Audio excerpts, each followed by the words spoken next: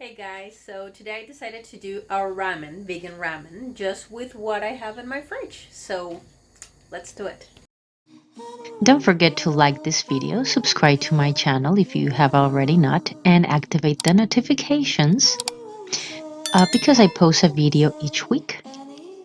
You can also follow me on Instagram for daily content.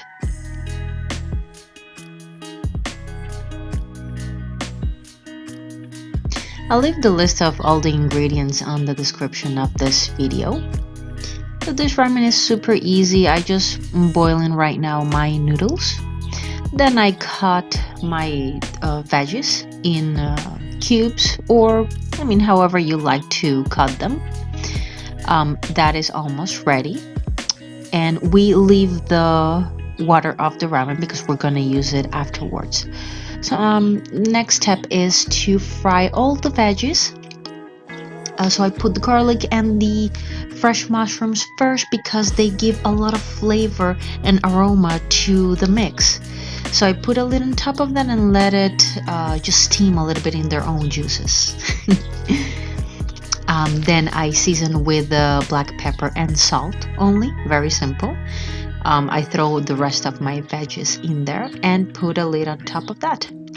By that time, my dry mushrooms are all hydrated. They are soft, as you can see, softy.